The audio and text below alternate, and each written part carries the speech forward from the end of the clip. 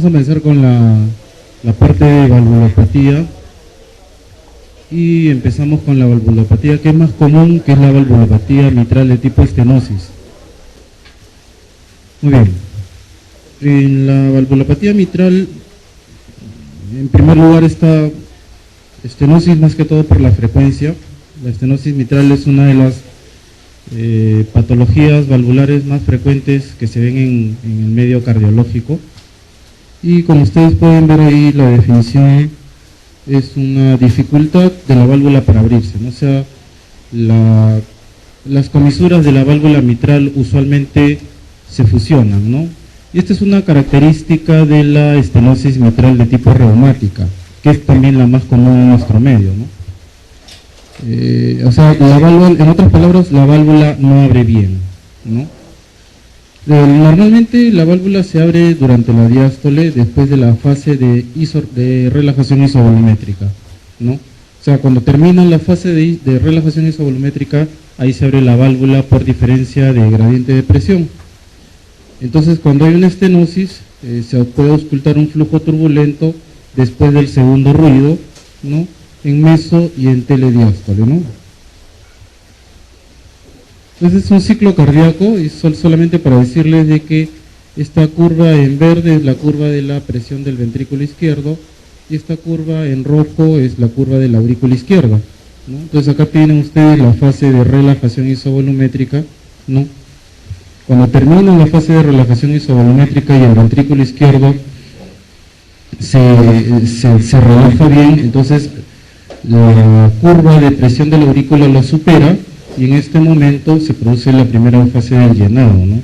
Entonces, en este momento ocurre la diferencia de presión y si la válvula mitral no se abre bien, entonces acá va a haber una diferencia, como vamos a ver más adelante, en la curva de la presión auricular sobre la curva de la presión ventricular, ¿no? Este es el área valvular normal de la mitral, 4 a 6 centímetros cuadrados, y normalmente esta válvula funciona más o menos con esta área valvular en general en individuos adultos mayores, ¿no? El área de 4 a 6 centímetros cuadrados va a estar rodeado básicamente por las dos valvas. Hay una valva anterior y una valva posterior, ¿no? Pero estas valvas están adheridas a un anillo fibroso que le van a dar soporte, ¿no? Y también van a contar con cuerdas tendíneas, con músculos papilares para el funcionamiento, ¿no? Cualquier alteración de este componente mitral va a producir alteraciones en la válvula, ¿no? Ahora, ¿cómo se gradúa la estenosis mitral? O sea, ese cierre de válvula, ¿cómo se gradúa, no? Normalmente habíamos dicho que es entre 4 a 6 centímetros cuadrados. Llamamos estenosis leve cuando está alrededor de 2 a 1.5 centímetros cuadrados, 1.5. Estenosis moderada entre 1.5 y 1 centímetro cuadrado. Y estenosis severa menos de 1 centímetro cuadrado, ¿no? La estenosis severa es lo que más comúnmente vemos nosotros en la práctica diaria, ¿no? ¿Cuál es la causa de esta estenosis mitral? A la cabeza está la fiebre reumática, ¿no? Todavía en nuestro medio y en los medios latinoamericanos, la fiebre reumática todavía produce secuelas severas, tanto en la válvula mitral como en la válvula aórtica, dejando este problema en el caso de la válvula mitral, ¿no? Hay una deformación de las válvulas, ¿no? Hay una fusión de las comisuras de ambas valvas, ¿no? Engrosamiento distal, ¿no? Y se pueden también acortar las cuerdas tendíneas, ¿no? Después tenemos la etiología congénita, ¿no? Que lo que le llaman la válvula mitral en parachut o de válvula mitral en paracaídas, ¿no?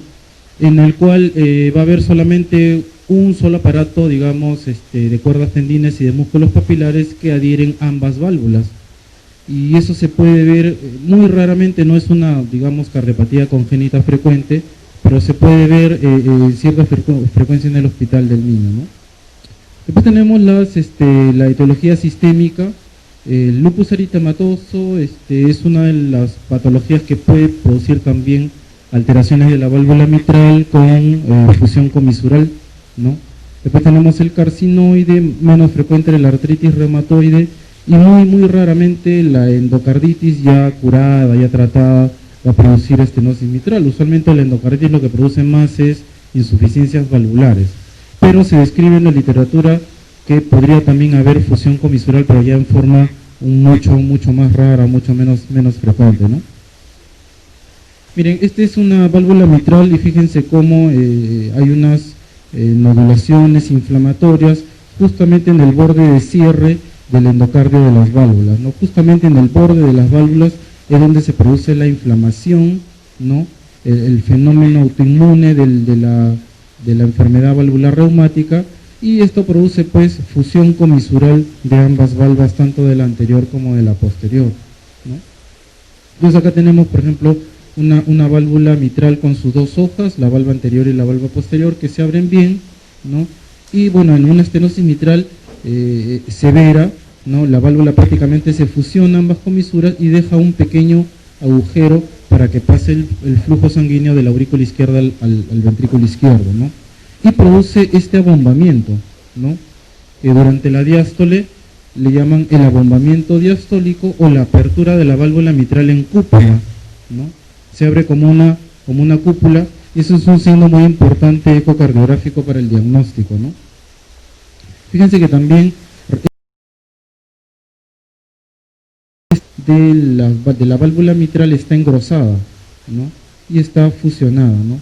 Entonces esta característica de apertura en cúpula con engrosamiento distal de las valvas de la mitral va a corresponder a un cambio anatómico muy característico de la secuela de la fiebre reumática, ¿no? Es así como lo diagnosticamos en el ecocardiograma, ¿no?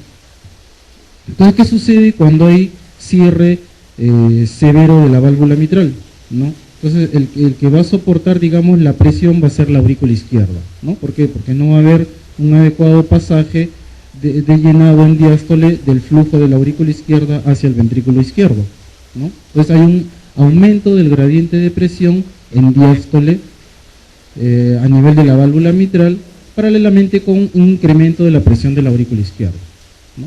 Entonces, para vencer, digamos, esa obstrucción, tiene que incrementarse la diferencia de presión entre la aurícula izquierda y el ventrículo izquierdo. Esa diferencia de presión es lo que le llaman incremento del gradiente de presión transvalvular mitral, ¿no? Y eso hace que las presiones en la aurícula izquierda aumenten, ¿no? La presión de la aurícula izquierda normal es entre 0 a 5 milímetros de mercurio. En una estenosis mitral severa puede aumentar a 25, 30 milímetros de mercurio, a 35 milímetros de mercurio, ¿no? Generando gradientes importantes, ¿no? Este esquema es bastante bueno de verlo. Fíjense cómo acá la válvula mitral está engrosada, con fusión comisural y tiene una pequeña abertura durante la diástole, ¿no? En este caso, como la válvula mitral está bastante cerrada, ¿no? El ventrículo izquierdo no va a sufrir ningún tipo de cambio hemodinámico, ¿no? ¿Por qué? Porque no está entrando mucho volumen de sangre acá, por lo tanto el ventrículo izquierdo no va a sufrir variaciones tanto de hipertrofia concéntrica o dilatación o hipertrofia excéntrica, no va a ser un ventrículo prácticamente normal o indemne, ¿no? El que sufre todas las consecuencias de la estenosis mitral es básicamente la aurícula izquierda, ¿no? Porque tiene que sufrir la presión, ¿no?, incrementada dada por esta obstrucción, ¿no? Entonces, acá hay un incremento muy importante de la presión de la aurícula izquierda, y este incremento importante de la presión de la aurícula izquierda se va a transmitir a las venas pulmonares, que son las que llegan, ¿no?, hacia la aurícula izquierda. Entonces tenemos presión incrementada de la aurícula izquierda, presión incrementada de las venas pulmonares que drenan, ¿no?, la sangre hacia la aurícula izquierda, presión incrementada también del capilar alveolo pulmonar, ¿no? Entonces acá también hay una presión grande, y esto le llaman la presión hidrostática del capilar pulmonar, que está muy alta.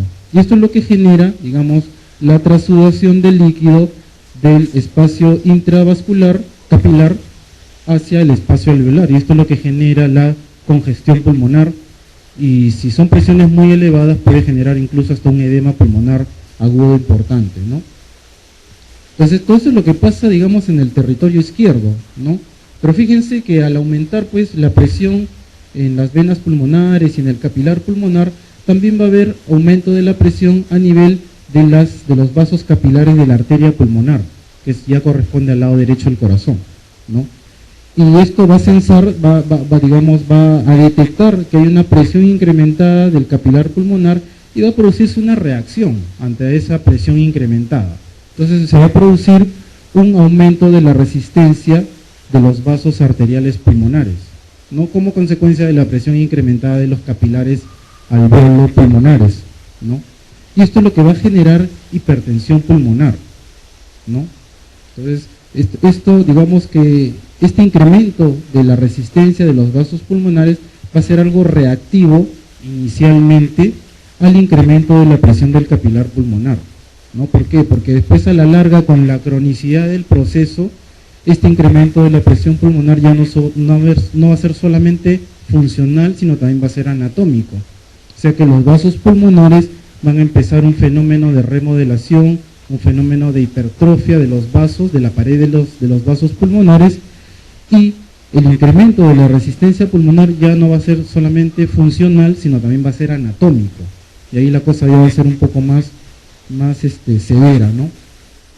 A la par que se produce este incremento de la presión en la arteria pulmonar o hipertensión pulmonar, esto va a producir también incrementos, ¿no?, en el remodelado del ventrículo derecho, ¿no?, y el crecimiento de la aurícula derecha, ¿no? Entonces es una patología que inicialmente es del lado izquierdo del corazón, ¿no?, pero puede repercutir hasta el lado derecho del corazón. ¿Por qué? Porque la circulación pulmonar y la circulación sistémica son dos circuitos que se conectan en serie.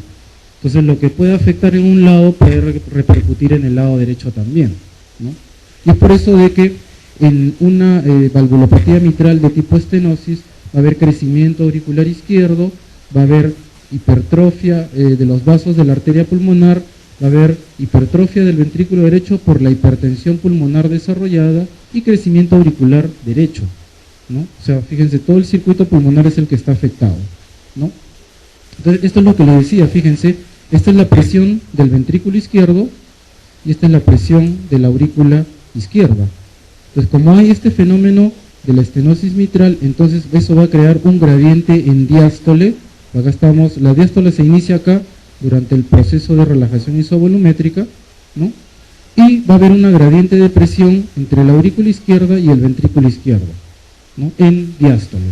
Este gradiente de presión va a generar, digamos, el soplo diastólico, que puede ser en meso, telediástole, ¿no? Y va a haber un reforzamiento, lo que le llaman el reforzamiento presistólico por la contracción auricular, ¿no? La contracción auricular tiene que ser más enérgica porque hay una obstrucción en el llenado del ventrículo izquierdo.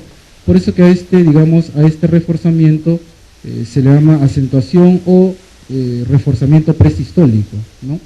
Miren esta gradiente, y lo que normalmente debería estar es así, ¿no? La gradiente entre el ventrículo izquierdo y la aurícula izquierda es mínimo, es algo pequeño nada más, ¿no?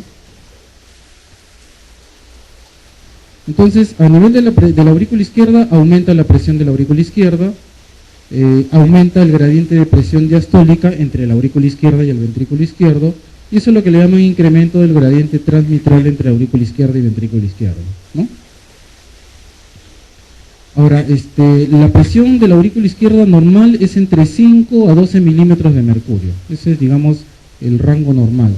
Y la presión en la aurícula izquierda puede aumentar hasta 35 o 40 milímetros de mercurio, cuando hay una estenosis severa, ¿no? Y acá en este caso hay una severa, digamos, estenosis mitral que va a producir que haya un llenado alterado. O sea, el llenado del ventrículo izquierdo no es normal, ¿no?, por la estenosis severa y por el gran gradiente.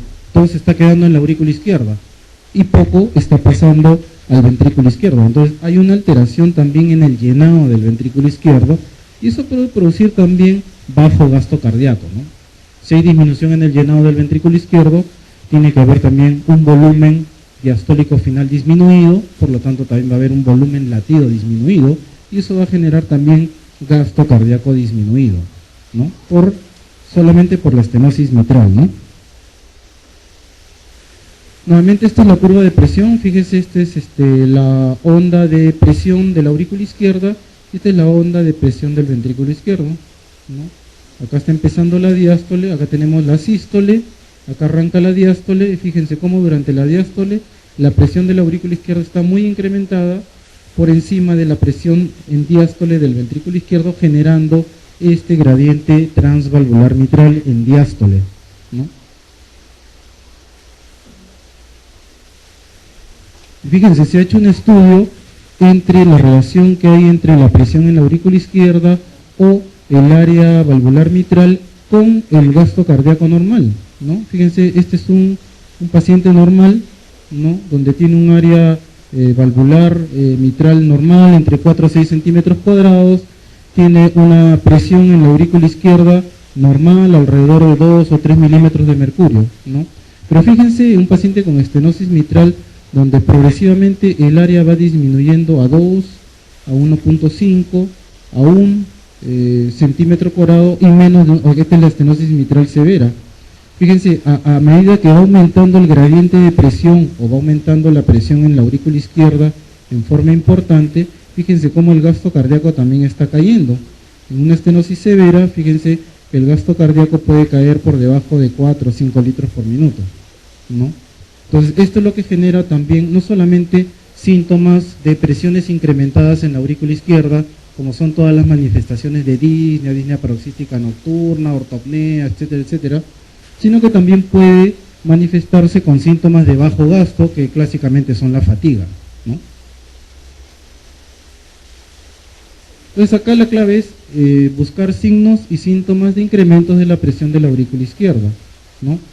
Este incremento de la presión genera pues crecimiento y dilatación de la aurícula izquierda, que es lo que vamos a ver, ¿no? Por lo tanto hay un aumento del volumen de la aurícula izquierda, ¿no? Y este aumento del volumen de la aurícula izquierda va a empezar a remodelar la aurícula izquierda y la va a empezar a fibrosar. O sea, con la enfermedad crónica, con los años de evolución, esta aurícula izquierda puede convertirse en una bolsa fibrótica, ¿no? Que no se contrae, ¿no? Y va a empezar a producir focos ectópicos supraventriculares y van a empezar a producirse arritmia supraventricular, ¿no? Y le van a haber extrasístoles supraventriculares, puede haber flúter auricular y puede haber fibrilación auricular, que es donde termina básicamente este paciente, ¿no? Aumento de la presión hidrostática, ¿no? A nivel del capilar alveolo arterial, ¿no? Con un aumento de la rigidez pulmonar y del trabajo respiratorio. Esto también contribuye a la disnea del paciente, ¿no?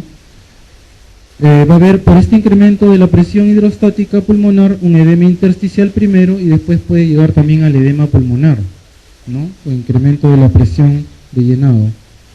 Y por otro lado, por el lado derecho, aumento de la resistencia vascular pulmonar, aumentando las presiones en la arteria pulmonar, en el ventrículo derecho y en la aurícula derecha, ¿no? O sea, todo el territorio pulmonar también se afecta y se afecta pues el lado derecho del corazón, ¿no?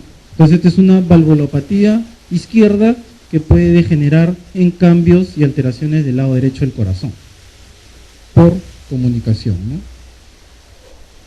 Entonces en la fisiopatología van a ver todos estos cambios que le llaman cambios retrógrados, porque todo, digamos, todas las presiones se transmiten hacia atrás y se compromete el lado derecho del corazón, ¿no?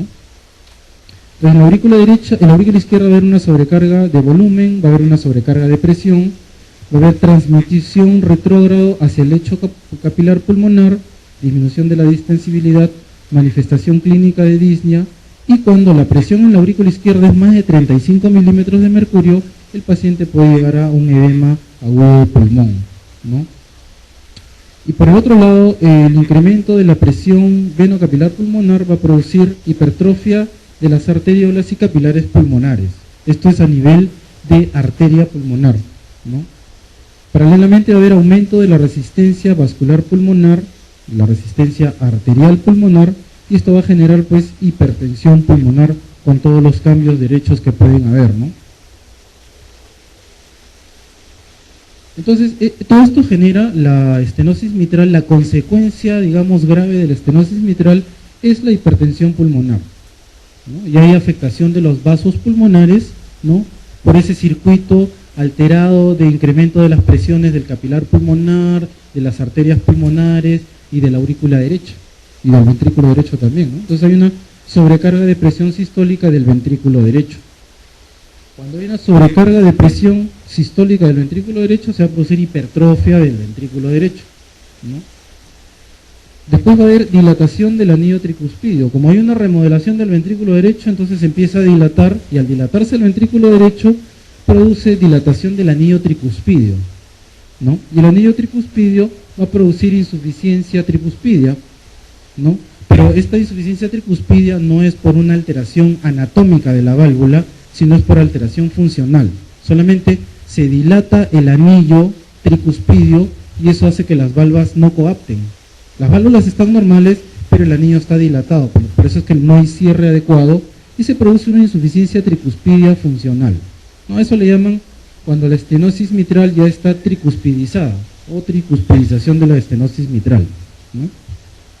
También puede haber, como consecuencia de ello, dilatación del anillo pulmonar y puede haber una insuficiencia de la válvula pulmonar con un soplo diastólico pulmonar de Graham-Still, ¿no? Fíjense cómo se afecta el lado derecho del corazón con solamente la estenosis mitral, ¿no? Ahora, esta tricuspidización consiste no solamente pues en la insuficiencia tricuspidia, sino también la transmisión de la alta presión que hay en el lado derecho del corazón hacia las venas sistémicas, produciendo hipertensión portal, produciendo incrementos en la presión de la vena cava inferior, va a haber compromiso de la función hepática, edema de mucosa intestinal, mala absorción, caquexia del paciente, hipoperfusión tisular, falla hepática, puede haber incluso una cirrosis cardíaca y el paciente también puede estar ictérico, ¿no? Todo solamente por el compromiso, digamos, de la válvula tricúspide por la estenosis mitral, ¿no? Obviamente esto se ve en ya estadios finales de una estenosis mitral, eso no se ve al comienzo, ¿no? Eso se ve cuando el paciente ya está severamente comprometido, con una hipertensión pulmonar muy severa, casi sistémica, ¿no? Y ya con compromiso pues de vena cava inferior, dilatación y aumento de las presiones venosas sistémicas que al final terminan el paciente con una cirrosis cardíaca, ¿no?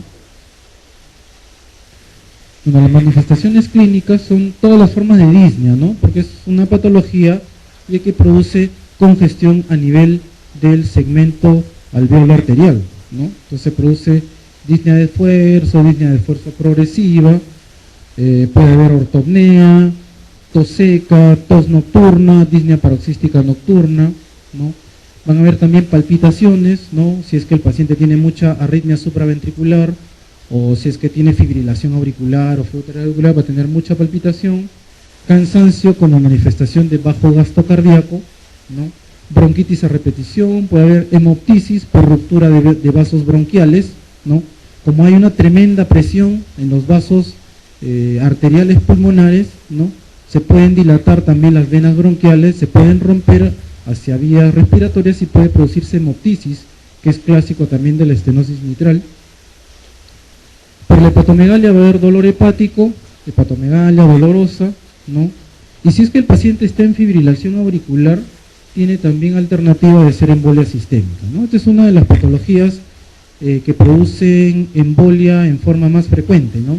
Se dice que cuando un paciente con estenosis mitral fibrila o tiene fibrilación auricular, tiene 17 veces más posibilidades de hacer una embolia pulmonar que un paciente que no tiene enfermedad valvular, ¿no? O sea, la valvulopatía mitral, la secuela reumática, cuando empieza a fibrilar, tiene muy alta probabilidad de hacer embolia sistémica. Por eso que un paciente con fibrilación auricular y que tiene estenosis mitral como secuela de una fiebre reumática debe estar anticoagulado, tiene que estar anticoagulado sí o sí, ¿no? Nosotros vemos mucho en emergencia cómo llegan pacientes jóvenes con fibrilación auricular y con estenosis mitral y que están haciendo DCB embólicos, ¿no? Con hemiplegias, con severas secuelas neurológicas, ¿no?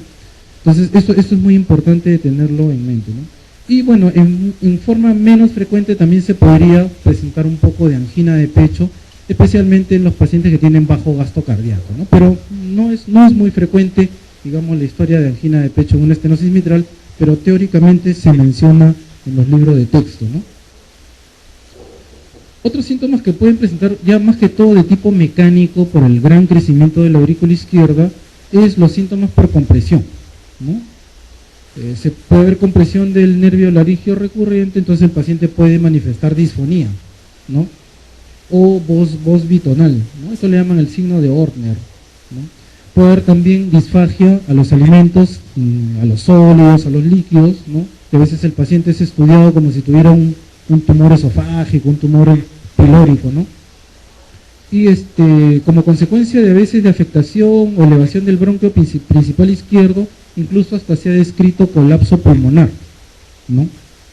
Pero eso sí es ya mucho más raro, ¿no? Bueno, el paciente puede tener un flash malar, puede haber cianosis periférica por hipoperfusión periférica, por bajo gasto, ¿no? Pero básicamente en la palpación lo que se encuentra es el impulso ventricular derecho, ¿no? En este caso, como les dije, el ventrículo izquierdo no va a estar afectado en lo absoluto, ¿no? Porque es una válvula que está prácticamente cerrada y por lo tanto el ventrículo izquierdo está indemne, ¿no? Ni se dilata, ni se hipertrofia, ni le pasa nada. El problema es en el lado derecho, ¿no? Entonces por eso es que en la palpación lo que van a palpar básicamente es un latido paraesternal bajo izquierdo, que es el impulso ventricular derecho, ¿no? El impulso ventricular derecho, eso sí van a palpar en estenosis mitral. A veces en la punta del corazón pueden palpar también un frémito en diástole, ¿no? Que usualmente es en la estenosis, en la fase más severa de la estenosis, ¿no?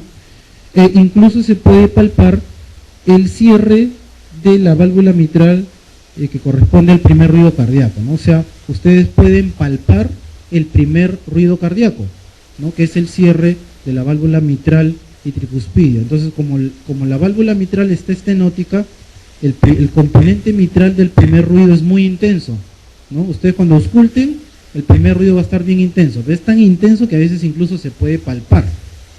Se palpa el primer ruido cardíaco o el cierre de la válvula mitral, ¿no? Y eso sí lo he palpado, porque yo me acuerdo cuando era estudiante, cuando recién ingresé a la residencia de cardiología, los cardiólogos en el centro donde me entrené hacían diagnóstico de estenosis mitral con la mano, ni siquiera ponían el estetoscopio, ¿no? O sea, hacían toda la información, lo primero que le ponían era la mano y se palpaba el primer ruido aumentado. Ese era diagnóstico ya prácticamente clínico de estenosis mitral, ¿no? Y eso sí se puede observar, ¿no? Bueno, la auscultación también es bastante útil, ¿no? Y esto lo llaman pues el ritmo de Grosjes, ¿no? Como les dije, el primer ruido es intenso o brillante, es un primer ruido aumentado realmente, ¿no? Es un buen primer ruido, ¿no? Después viene el segundo ruido, después del segundo ruido viene el chasquido de apertura, el soplo diastólico, que le llaman el retumbo diastólico, y después hay un refuerzo presistólico, ¿no? Por ejemplo, acá ustedes tienen el primer ruido aumentado, ¿no? Después acá tienen el segundo ruido con sus dos componentes, el aórtico y el pulmonar, ¿no? Después recién viene la diástole, donde está el chasquido de apertura mitral. Después viene el rodamiento diastólico, que realmente no es un soplo, sino es un rodamiento. Y en pacientes que tienen ritmo sinusal, hay un reforzamiento presistólico debido a la contracción enérgica de la aurícula izquierda, ¿no? Entonces, esta es, digamos, la auscultación de la estenosis mitral clásica, ¿no?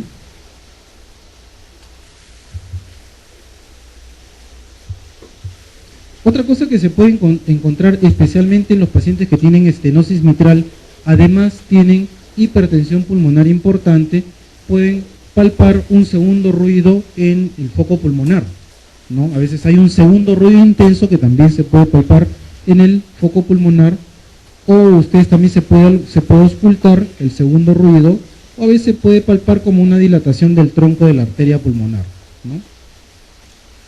O bueno, los que describen bastante la semiología pueden encontrar también matidez en esa zona, pero no es muy frecuente encontrar eso, ¿no? En el electrocardiograma puede encontrar dos cosas. Una es que el paciente esté en ritmo sinusal, o puede encontrar fibrilación auricular, ¿no? ¿Qué encuentran en el electrocardiograma?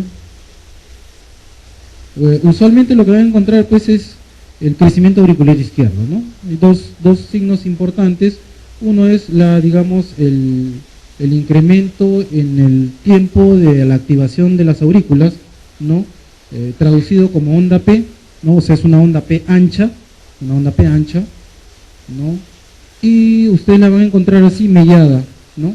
Está ancha y está mellada, a esto le llaman P mitral, ¿no? Usualmente la P mitral se ve usualmente en derivación de D2, ¿no? Digamos que esa es la más frecuente que se ve, pero ustedes lo pueden encontrar en cualquier derivación en la que mejor la vean, ¿no? Pero generalmente se ve mejor en D2, ¿no? Onda P ancha, mellada, llamada también onda P mitral, ¿no? Y más bien a nivel de la derivación B1 van a encontrar una onda P de doble voltaje, pero con el voltaje, digamos, negativo, digamos, con más profundidad, ¿no?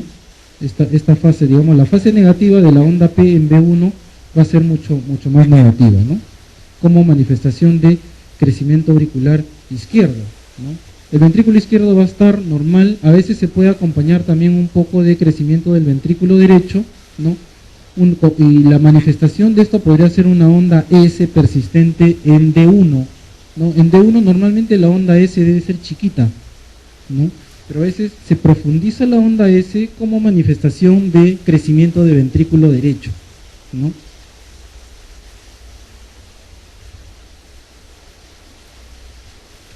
Fíjense la placa de tórax, ¿no? El ventrículo izquierdo va a estar normal, ¿no?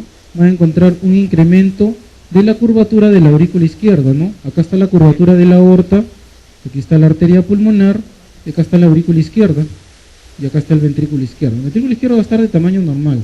Aquí no va a haber cardiomegalia de tipo izquierdo, ¿no? Lo que hay que buscar es esta prominencia de la aurícula izquierda, y acá en el lado derecho de la silueta cardíaca hay una imagen que le llaman el doble contorno, ¿no?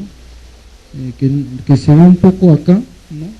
Pero el doble contorno significa de que hay una porción de la aurícula izquierda que está crecida y está saliéndose del contorno derecho, ¿no? Porque en una placa de tórax así frontal, la aurícula izquierda crece como un almohadón, ¿no? Como una almohadita así, ¿no? Entonces va a crecer por este lado y va a crecer por este lado también, ¿no? Y en una placa lateral, ¿no? Acá está la columna, aquí está el ventrículo derecho, que el ventrículo izquierdo, miren cómo hay un crecimiento de la aurícula izquierda, porque la aurícula izquierda es posterior, entonces crece hacia atrás, ¿no?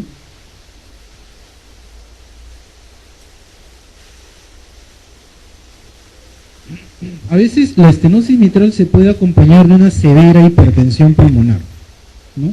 También es bastante frecuente ver eso. Entonces acá ustedes van a ver cómo el eje por la hipertrofia del ventrículo derecho se va hacia la derecha, ¿no? Eje a la derecha, ¿no? Puede acompañarse también ya no solamente de P mitral, sino, fíjense, puede haber una P pulmonar también. P pulmonar es cuando la onda P tiene un voltaje de más de 2.5 milímetros hacia arriba, ¿no? En voltaje, en milímetros, 2.5 milímetros ya se acompaña de una P pulmonar, ¿no? Entonces ustedes pueden encontrar, fíjense, en D2 una P pulmonar y miren en B1 la prominencia negativa del crecimiento auricular izquierdo. Entonces acá ustedes tienen crecimiento auricular izquierdo y acá tienen crecimiento auricular derecho, ¿no? Tienen acá el eje desviado a la derecha y miren B1, en B1 normalmente debe haber una R chiquita con una S profunda, pero en este caso todo está hacia arriba, eso es por la hipertrofia del ventrículo derecho, ¿no? Entonces es un electroclásico de una estenosis mitral. Crecimiento biauricular, crecimiento auricular izquierdo, crecimiento auricular derecho, hipertrofia del ventrículo derecho, eje desviado hacia la derecha, ¿no? Incluso puede haber signos de sobrecarga de presión del ventrículo derecho manifestados por esta onda S con una onda T negativa en B1, B2 y B3, ¿no? Y como manifestación de hipertrofia del ventrículo derecho, persistencia de las ondas S en B6, ¿no? Entonces todos estos datos más la clínica del paciente pues va a ser de que ustedes puedan diagnosticar una estenosis mitral, ¿no? Que es un patrón clásico que no deben olvidar de una estenosis mitral. Nuevamente acá, una estenosis mitral severa con hipertensión pulmonar, fíjense el electrocardiograma, aquí hay P mitral, ¿no? Y fíjense la hipertrofia del ventrículo derecho en B1, ¿no? Estas son las precordiales de B1 a B6, y miren cómo En B1 y en B2 la onda R debe ser chiquita con una onda S profunda. Pero acá está una predominante onda R prácticamente en B1 y B2 con cambios en el ST en relación a sobrecarga de presión, hipertrofia del ventrículo derecho, ¿no?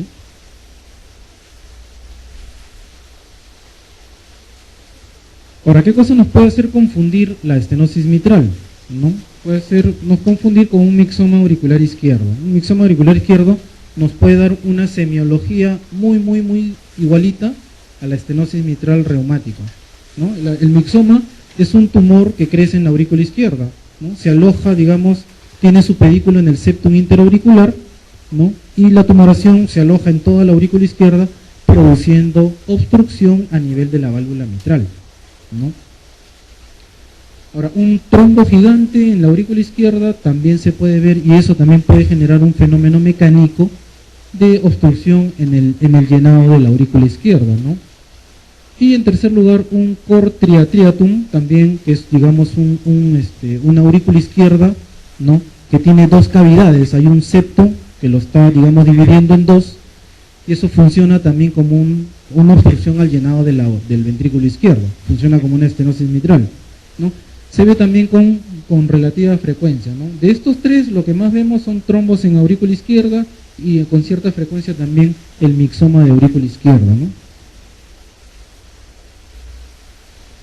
Y una pregunta, dice, varón de 30 años, joven, presenta disnea a medianos esfuerzos, tiene una presión de 100/60, la auscultación, primer ruido incrementado, segundo ruido acentuado también en foco pulmonar, chasquido de apertura durante la expiración, retumbo diastólico en digúido lateral izquierdo.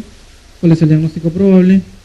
¿No? Si ya pues tiene todo, pues, ¿no? Tiene disnea con manifestación de incremento de la presión de la aurícula izquierda, primer ruido aumentado, el segundo ruido aumentado seguramente debe tener hipertensión pulmonar, chasquido de apertura, soplo diastólico, estenosis mitral, ¿no? Otra pregunta, esta es una mujer de 32 años que refiere haber presentado un episodio de fiebre reumática durante la niñez, ¿no? Se presenta con disnea de esfuerzos asociada con hemoptisis en algunas ocasiones. En el examen le encuentran chasquido de apertura y en el estudio ecocardiográfico, acá es ecocardiográfico más que electrocardiográfico, bueno, electrocardiográfico también, ¿no? ¿Qué cosa esperarían encontrar? Hipertrofia del ventrículo izquierdo, aumento del diámetro del ventrículo izquierdo en el fin de diástole, aumento del diámetro de la aurícula izquierda, bloqueo completo rama izquierda del haz de His. ¿Cuál sería? Aumento del diámetro de la aurícula izquierda, ¿no es cierto? Es una estenosis mitral, ¿no? Obviamente. Hemos dicho ya que en la estenosis mitral no tiene por qué haber hipertrofia del ventrículo izquierdo, ¿no? El ventrículo está intocable ahí, ¿no? Por la estenosis mitral, ¿no? Aumento del diámetro tampoco, pues evidentemente, pues no. Si no hay una sobrecarga en el ventrículo izquierdo, no tiene por qué dilatarse ni por qué hipertrofiarse, ¿no? Y bloqueo completo de rama izquierda usualmente no se asocia a estenosis mitral, ¿no? Bueno, este es el ecocardiograma que finalmente les va a dar el diagnóstico. En el ecocardiograma ustedes pueden, digamos, paralelamente hacer una comparación anatómica. Miren, como les decía, ¿no? La válvula mitral está engrosada distalmente y se abre como una cúpula, ¿no? Acá lo pueden ver, esta es la aorta, que está acá, con su válvula. Esto de acá, lo que está encima es el ventrículo derecho, ¿no? Esto de acá es el ventrículo izquierdo, que está acá, ¿no? Y acá está la válvula mitral en diástole, que se está abriendo en una forma de cúpula con engrosamiento distal, ¿no? Esa es una clásica imagen de la estenosis mitral, ¿no? Acá también, fíjense, ¿no? El engrosamiento distal de la válvula mitral, el crecimiento de la aurícula izquierda. Normalmente, miren, acá está la arteria aorta, la raíz de la aorta está acá. Normalmente el diámetro de la aurícula izquierda es más o menos igual al diámetro de la aorta, o sea, la aurícula izquierda debe estar por acá más o menos.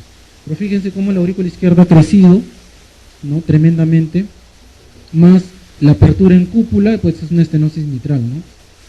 Ventrículo derecho izquierdo de tamaño normal, ¿no? Pero ni se ve. Aquí también incluso hay componente de las cuerdas tendinas que también están engrosadas, ¿no? Eso también se puede ver en el ecocardiograma, ¿no? La severidad de la estenosis mitral por eco se puede graduar fácilmente, se puede medir en forma bastante exacta, bastante certera del área de la estenosis de la válvula mitral, ¿no? Este es lo que le llamamos nosotros el apical 4 cámaras, ¿no? Acá está el ventrículo izquierdo, la aurícula izquierda, aurícula derecha y ventrículo derecho. Septum interventricular, septum interauricular. Fíjense el crecimiento importante de la aurícula izquierda. Y miren acá al costado tenemos el drenaje de las venas pulmonares, que son 4. Y las venas pulmonares también están ingurgitadas. Eso significa de que hay una tremenda presión en la aurícula izquierda que está dilatando las paredes de las venas pulmonares. Y eso es manifestación de presión incrementada de la aurícula izquierda y obviamente de las venas pulmonares y del capilar pulmonar también, ¿no? Otra cosa que nos dice que la presión está incrementada acá en la aurícula izquierda es que el septum se está abombando un poco hacia el lado derecho, ¿no? Cuando el septum se abomba hacia el lado derecho es porque la aurícula izquierda tiene una presión incrementada definitivamente, ¿no? Por el crecimiento de la aurícula derecha, ¿no? Y bueno, como les digo, se puede determinar en forma muy precisa y muy exacta el área valvular mitral. Y también podemos determinar el gradiente transvalvular, ¿no? O sea, aparte de tener el criterio de severidad por el área, podemos encontrar criterio de severidad a través del gradiente transmitral, donde cuando tenemos un gradiente de más de 12 en reposo, ¿no? Estamos hablando de una estenosis mitral severa, ¿no? Las complicaciones de la estenosis mitral son el edema agudo de pulmón, ¿no? A veces un paciente con estenosis mitral severa está yendo más o menos bien, pero bruscamente hace una fibrilación auricular con respuesta alta, ¿no? Y llega a la emergencia en edema pulmonar, ¿no? Porque obviamente cuando un paciente tiene una fibrilación auricular, o sea que tiene una restricción al llenado ventricular por la estenosis, ¿qué cosa es lo que nos conviene? Lo que nos conviene es tener una diástole prolongada, ¿no? O sea, lo que nos conviene es bradicardizar al paciente para que aumente el tiempo de diástole y aumente el llenado ventricular, ¿no? Por eso que nosotros le damos a los pacientes con estenosis mitral, le damos beta bloqueadores, ¿no? Para aumentar el tiempo de diástole, y eso hace de que se llene mejor el ventrículo izquierdo. Pero ¿qué pasa cuando el paciente bruscamente arranca con una fibrilación auricular paroxística? La fibrilación auricular usualmente es de respuesta alta, 130, 140 por minuto. Entonces un paciente que de repente estaba bien estable, con 60 latidos por minuto, obviamente con 130, 140, pues el llenado va a ser mucho menor, porque la diástole se va a cortar por la taquicardia, y termina pues incrementando más severamente la presión de la aurícula izquierda y llega a la emergencia de un edema de pulmón, ¿no? O sea, viene con una fibrilación auricular con respuesta alta y un edema de pulmón, ¿no? Eso ocurre también frecuentemente, ¿no?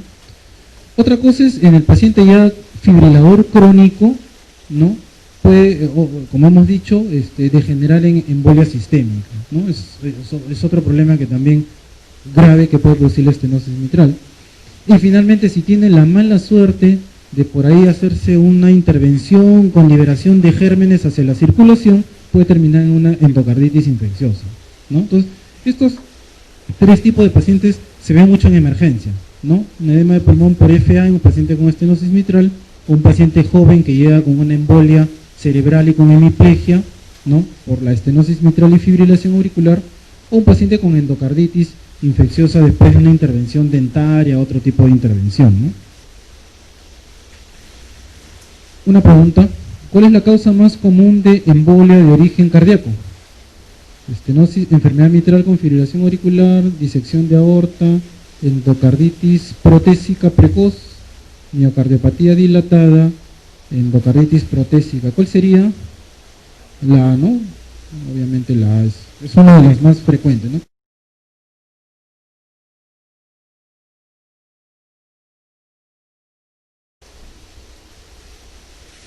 Bueno, una pregunta más. Un paciente con estenosis mitral reumática de larga evolución entra súbitamente en fibrilación auricular. ¿Cuál de estos signos exploratorios no estará presente? Primer ruido aumentado o primer tono fuerte, segundo tono ampliamente desdoblado, soplo diastólico de llenado, chasquido de apertura, onda en el pulso venoso yugular. ¿Cuál sería la respuesta? Es la E realmente, ¿no? ¿Por qué? Porque en el pulso venoso yugular, ¿no? Tienen ustedes todas estas curvas del pulso venoso. La onda A corresponde a la contracción auricular, ¿no? La onda A corresponde a la contracción auricular y justamente cuando el paciente fibrila, ¿no? Desaparece pues la contracción auricular, por lo tanto desaparece la onda A del pulso venoso yugular, ¿no? Esa sería la respuesta, ¿no? Bueno, el manejo de la estenosis mitral depende mucho de cuánto de área valvular tiene el paciente o determinar la severidad entre el área valvular y el gradiente transvalvular, ¿no? Depende también del gasto cardíaco, de la función ventricular que tiene el paciente y el grado de hipertensión pulmonar, ¿no? Indicaciones de cirugía para la estenosis mitral severa.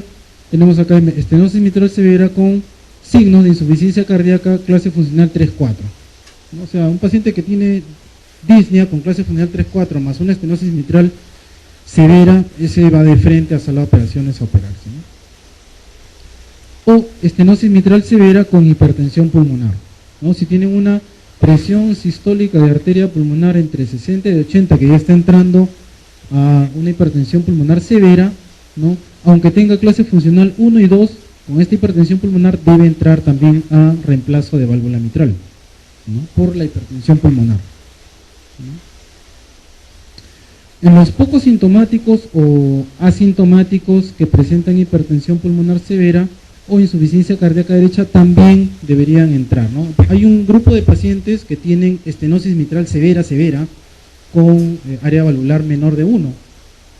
Y están asintomáticos o poco sintomáticos. Hay algunos pacientes que están así, pero que ya tienen hipertensión pulmonar severa. Estos pacientes, así estén asintomáticos o estén oligosintomáticos, deben entrar a cirugía también por la hipertensión pulmonar severa, ¿no? En relación al tratamiento médico, obviamente dieta hiposódica, tratar de no hacer mucho ejercicio físico para evitar la taquicardia, ¿no? Ante cualquier intervención, especialmente las intervenciones dentarias, debe recibir profilaxis antibiótica, ¿no? Antes de cualquier extracción dentaria, remoción de alguna pieza dentaria, ¿no? En el caso de que esté el paciente en fibrilación auricular digital, también es una buena alternativa. En caso de que no esté en fibrilación y esté en ritmo sinusal, beta bloqueadores para disminuir la frecuencia cardíaca y aumentar el tiempo de diástole. Los diuréticos en caso de congestión pulmonar, ¿no? Paciente que tiene disnea y está con ingurgitación y está con hepatomegalia y está con edemas debe recibir diuréticos, ¿no? Y si el paciente está en fibrilación auricular, sea fibrilación auricular crónica, sea fibrilación auricular paroxística, debe recibir anticoagulación oral con warfarina, ¿no? Para evitar el fenómeno tromboembólico. Bueno, ahora hay muchas modalidades de tratamiento de la válvula mitral, ahora no todo es cirugía, ¿no? De reemplazo, ahora se está haciendo técnicas con balón, a través de un balón que se realiza ante un cateterismo cardíaco, ¿no? Y se puede hacer una apertura de la estenosis mitral con método de catéter o un método de balón, ¿no? En la actualidad se trata tratando solamente de hacer comisurotomía mitral, o sea, lo mejor que ustedes pueden brindarle al paciente con una estenosis mitral sola, o sea, no estamos hablando de doble lesión, estamos hablando de una estenosis mitral severa pura, es tratar de preservar la válvula, ¿no? O sea, ahora antes se reemplazaba mucho la válvula mitral, pero ahora se trata de preservar si es que obviamente es adecuada, ¿no? Lo único que se hace es abrir las comisuras, ¿no? Y preservar la válvula mitral, ¿no? Pero si la válvula mitral pues no tiene características, digamos, para hacer una plastía, ¿no? O sea, es una válvula mitral pues muy deteriorada, muy fibrosada, muy retraída, con mucha fusión comisural y con mucho calcio en las válvulas, entonces ese paciente sí entra pues a reemplazo de válvula mitral, pues o sea, no se puede preservar esa válvula, no se puede hacer plastía, y por lo tanto ya tendría que entrar a un reemplazo, ¿no? La determinación de qué paciente entra a reemplazo y qué paciente entra solamente a valvuloplastía se puede determinar fácilmente por ecocardiograma, ¿no? Hay un score de valoración de la válvula mitral en el cual uno mide la flexibilidad de la válvula mitral, mide la presencia de calcio, mide la presencia de engrosamiento distal, ¿no? Y mide el compromiso del aparato subvalvular, tanto de la función comisural, fibrosis de las cuerdas tendíneas, etcétera, etcétera, ¿no? Entonces, con ese score, uno le dice al cirujano, bueno, este paciente sí tiene altas posibilidades de estar bien con una valvuloplastía mitral solamente, o a este paciente hay que reemplazarle la válvula mitral porque está muy deteriorado, ¿no? Muy bien. Esto es con relación a la estenosis mitral, ¿no?